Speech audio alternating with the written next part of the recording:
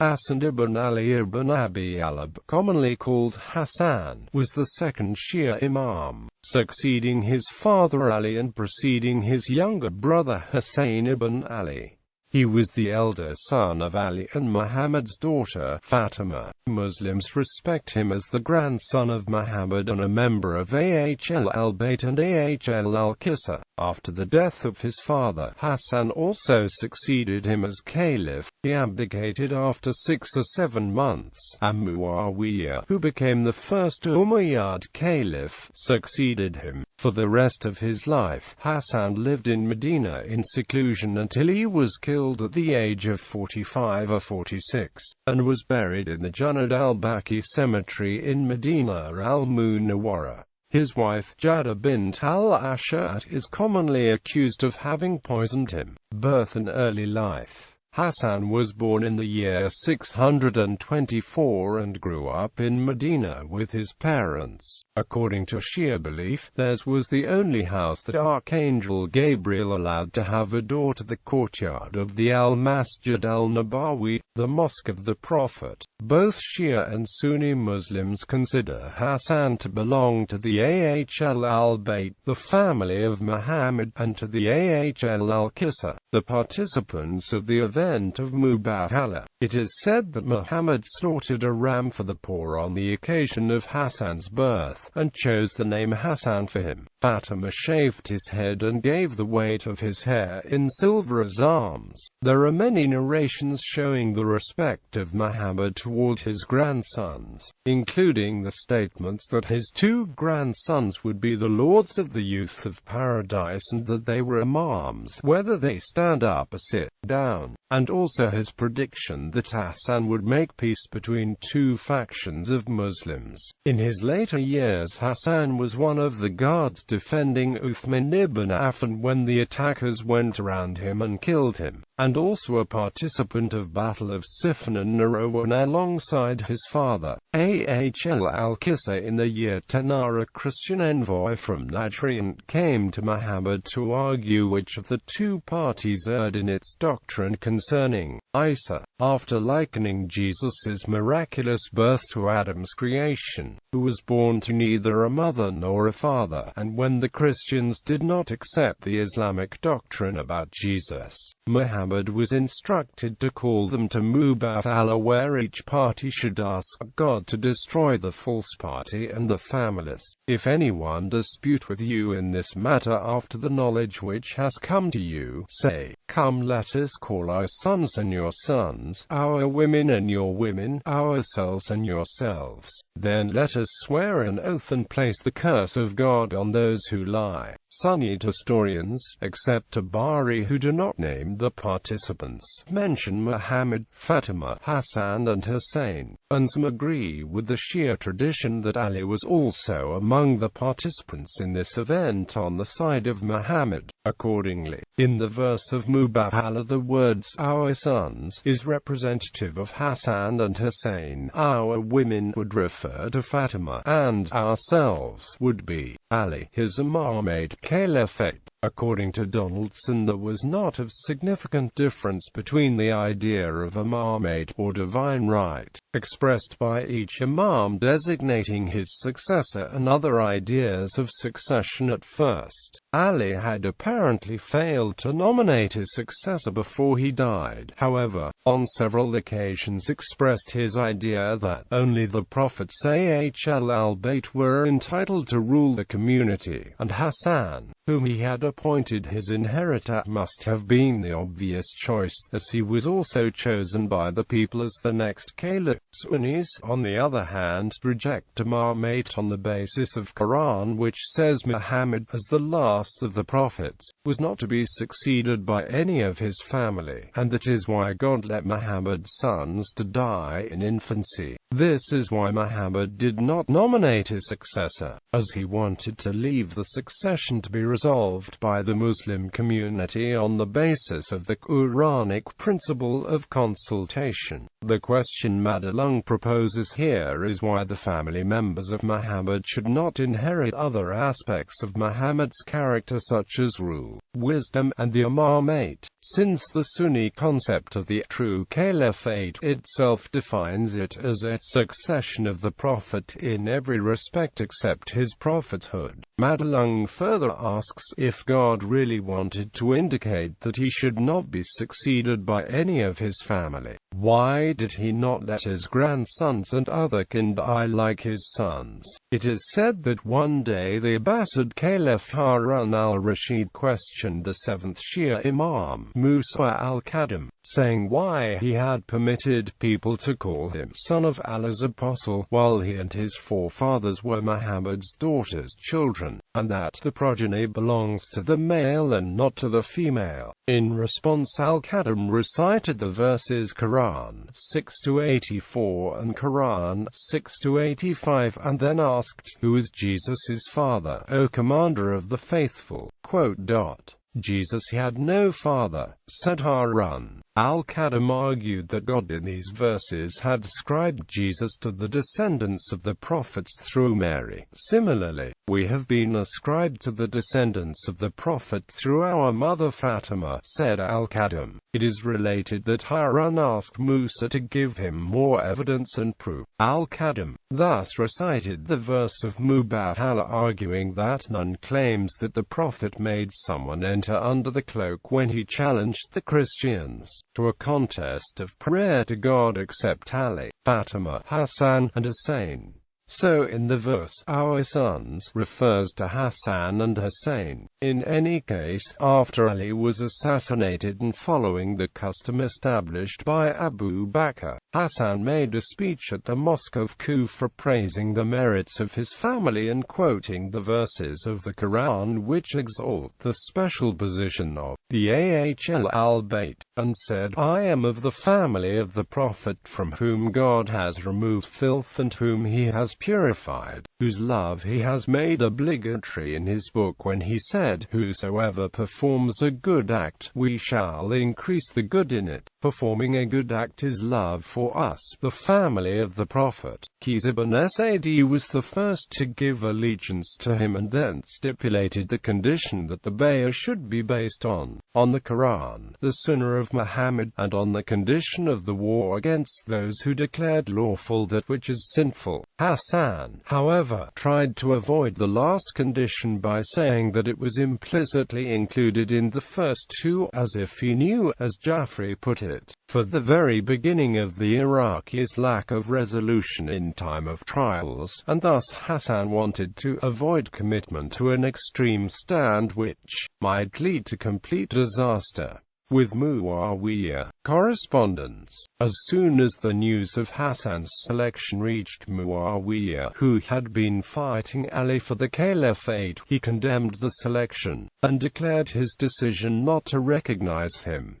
Letters exchanged between Hasan and Muawiyah before the troops faced each other were to no avail. However, these letters, which are recorded in Madelung and Jafri's books, provide useful arguments concerning the rights of caliphate which will lead to the origin of Shia. In one of his long letters to Muawiyah, summoning him to pledge allegiance to him, Hasan made use of the argument of his father Ali, which the latter had advanced against Abu Bakr after the death of Muhammad.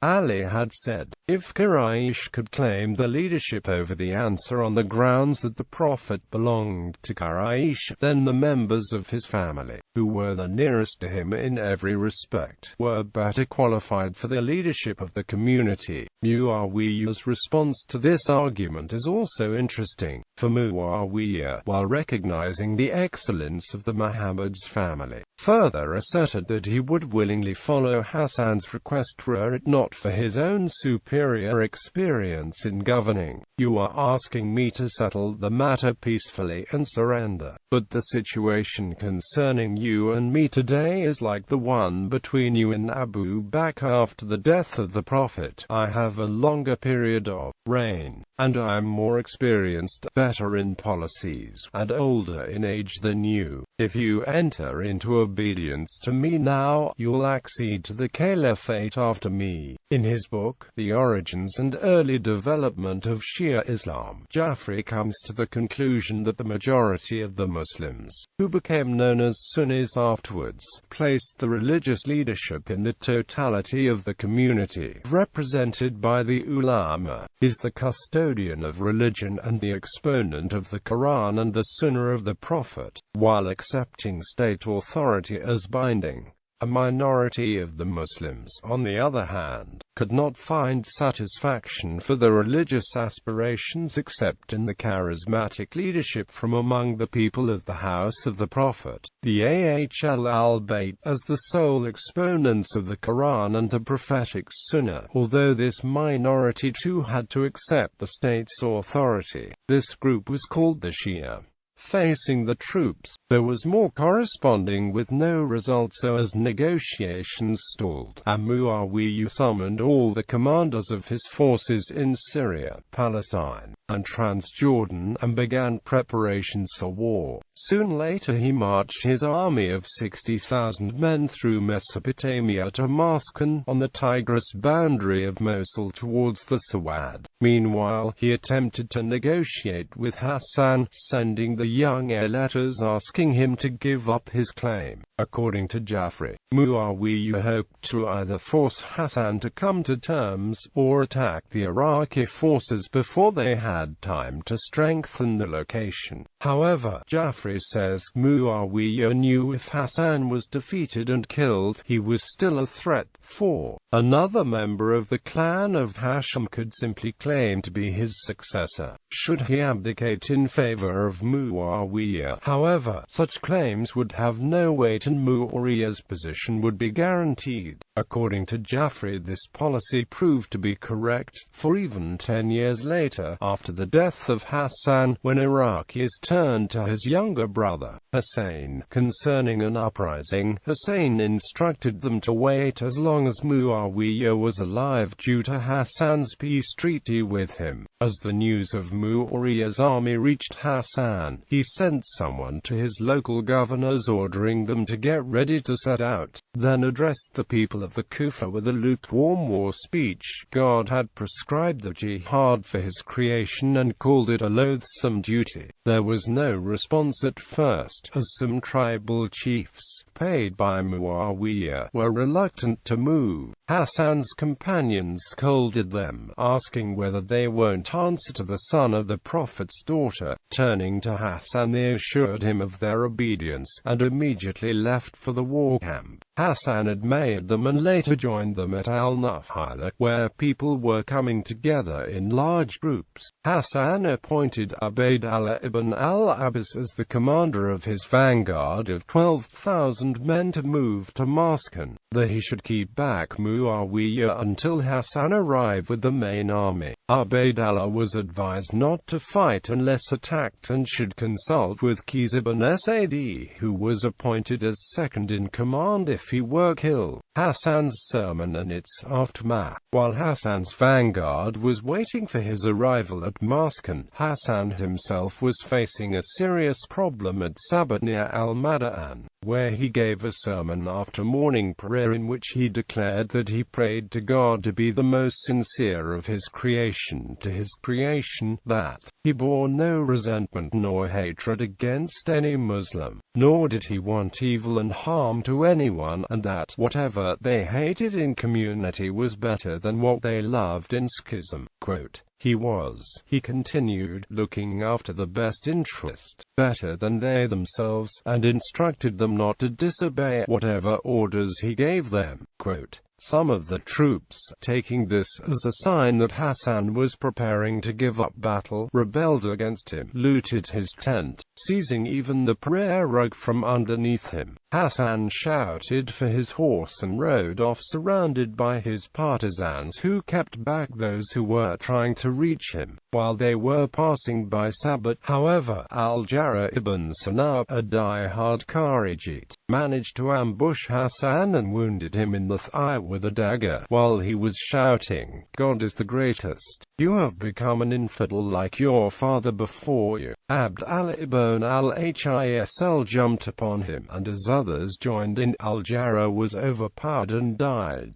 Al-Hasan was taken to al-Mada'an, where he was cared for by his governor, Sa'd ibn Mas'ud al-Thaqafi. The news of this attack, having been spread by Muawiyah, further demoralized the already discouraged army of Hasan and led to extensive desertion from his troops. Hasan's vanguard at al-Maskan. When Ubaydullah with the Kufan vanguard arrived al-Maskan, where Muawiyah had already reached, the latter sent an envoy to tell them that he had received letters from Hasan asking for an armistice and that he asked the Kufans not to attack until he finished his negotiations with Hasan. Muawiyah's claim was probably untrue, but he had good reason to think that he could make Hasan to give in. The Kufans, however, insulted Muawiyah's envoy and reviled him. Next, Muawiyah sent the envoy to visit Ubaydullah in private, and to swore to him that Hasan had requested Muawiyah for a truce, and that Muawiyah was offering Ubaydullah 1,000,000 dirhams, half of which to be paid at once, the other half in Kufa, provided he went over to him. Ubaydullah accepted and abandoned at night to Muawiyah's camp. Muawiyah was extremely pleased and fulfilled his promise to him. Next morning the Kufans waited for Ubaydullah to emerge and lead the morning prayer. Then Qais ibn Sa'd took charge and, in his sermon, severely denounced Ubaydullah, his father and his brother, from whom nothing good had ever come. The people shouted, "Praise be to God that he has removed him from us. Stand up with us against our enemy." Believing that the abandonment of Ubaydullah had broken the spirit of his enemy, Muawiyah sent Busr with a troop to make them give up. Qais attacked and drove him back. The next day Busr attacked with a larger troop but was kept back again. Muawiyah now sent a letter to Qais offering bribes, but Qais replied that he would never meet him except with a lance between them. As the news of the riot against Hasan and of his having been wounded arrived, however, both sides abstained from fighting to wait for further news. Abdicating to Muawiyah, who had already started negotiations with Hasan, now sent high-level envoys, while committing himself in a witnessed letter to appoint Hasan his successor and give him whatever he wished. Hasan accepted the offer in principle and sent Amr ibn Salima al-Hamdani al-Ahabal and his own brother-in-law Muhammad ibn al-Asharath back to Muawiyah as his negotiators, together with the envoys of the latter. Muawiyah then wrote a letter saying that he was making peace with Hasan on the basis that Hasan would inherit the reign after him. He swore that he would not seek to harm him, and that he would give him 1,000,000 dirhams from the treasury annually, along with the land tax of Fasa and Arab jizya, to which Hasan was to send his own tax agents to collect it. The letter was witnessed by the four envoys and dated in August 661. When al-Hasan read the letter, he commented, "He is trying to appeal to my greed for a matter which, if I desired it, I would not surrender to him." Quote, then he sent Abdullah ibn al-Harith, whose mother Hind was Muawiyah's sister, to Muawiyah, instructing him, "Go to your uncle and tell him, if you grant safety to the people, I shall pledge allegiance to you." Quote, after which Muawiyah gave him a blank paper with his seal at the bottom, inviting Hasan to write on it whatever he desired. According to Jafri, historians like Ugubi and al-Masudi do not mention the terms of peace treaty at all. Other historians such as Dinawari, Ibn Abd al-Barr and Ibn al-Attar records different accounts of the conditions, and the timing of the black sheet sent by Muawiyah to Hasan was confusing in Tabari's account, the most comprehensive account, which explains the different ambiguous accounts of other sources. According to Jafri, is given by Ahmad ibn Atham, which must have taken it from al-Madaini. Madalung's view is close to that of Jafri when he stipulates that Hasan surrendered the reign over the Muslims to Muawiyah on the basis that he acted according to the Book of God, the Sunnah of his Prophet and the conduct of the righteous caliphs. Muawiyah should not be entitled to appoint his successor, but that there should be an electoral council. The people would be safe, wherever they were, with respect to the person, the property and their offspring. Muawiyah would not seek any wrong against Hasan secretly or openly, and would not intimidate any of his companions. The letter was testified by Abdallah ibn al-Harith and Amr ibn Salima and transmitted by them to Muawiyah for him to take recognition of its contents and to confirm his acceptance. Hasan thus surrendered his control of Iraq in Rabi 241, August 661, after a reign of 7 months. Surrender ceremony at Kufa. After the peace treaty with Hasan, Muawiyah set out with his troops to Kufa, where at a public surrender ceremony Hasan rose and reminded the people that he and Husayn were the only grandsons of Muhammad, and that he had surrendered the reign to Muawiyah in the best interest of the community. 0 People, surely it was God who led you by the first of us and who has spared you bloodshed by the last of us. I have made peace with Muawiyah, and I know not whether haply this be not for your trial, and that ye may enjoy yourselves for a time, declared Hasan. In his own speech Muawiyah told them the reason why he had fought them was not to make them pray, fast, perform the pilgrimage, and give alms, because they had been already doing those. In fact, he had fought to be the commander and leader, and God had bestowed him that against the will. According to some sources, he also said, the agreement I made with Hasan is null and void. It lies trampled under my feet. Quote, then he shouted, God's protection is dissolved from anyone who does not come forth and pledge allegiance. Surely I have sought revenge for the blood of Uthman, may God kill his murderers, and have returned the reign to those to whom it belongs in spite of the rancor of some people. We grant respite of 3 nights. Whoever has not pledged allegiance by then will have no protection and no pardon. The people rushed from every direction to vow allegiance. While still camping outside Kufa, Muawiyah faced a Kharijite revolt. He sent a cavalry troop against them, but they were beaten back. Muawiyah now sent after Hasan, who had already left for Medina, and commanded him to return and fight against the Kharijites. Hasan, who had reached al-Qadisiyah, wrote back, I have abandoned the fight against you, even though it was my legal right, for the sake of peace and reconciliation of the community. Do you think I shall fight together with you? Retirement to Medina. In the 9-year period between Hasan's abdication in 41 660 and his death in 49 669, Hasan retired in Medina, trying to keep aloof from political involvement for or against Muawiyah. In spite of that, however, he was considered the chief of Muhammad's house by the Banu Hashim and the partisans of Ali, who pinned their hopes on his final succession to the Muawiyah. Occasionally, however, Shia, mostly from Kufa, went to Hasan and Husayn in small groups, and asked them to be the leaders, a request to which they declined to respond. Hasan has been quoted as commenting, if Muawiyah was the rightful successor to the caliphate, he has received it, and if I had that right, I, too, have passed it on to him. So the matter ends there. Madalung has quoted al-Baladuri as saying that Hasan, on the basis of his peace terms with Muawiyah, sent his tax collectors to Fasa and Arab Jid. The caliph had, however, instructed Abdullah ibn Amir, now again governor of Basra, to incite the Basrans to protest that this money belonged to them by right of the conquest, and that they chased Hasan's tax collectors out of the two provinces. According to Madalung, however, that Hasan would send tax collectors from Medina to Iran, after just having made plain that he would not join Muawiyah in fighting the Kharijites, is entirely incredible. In any case, as Muawiyah came to know that Hasan would not help his government, relations between them became worse.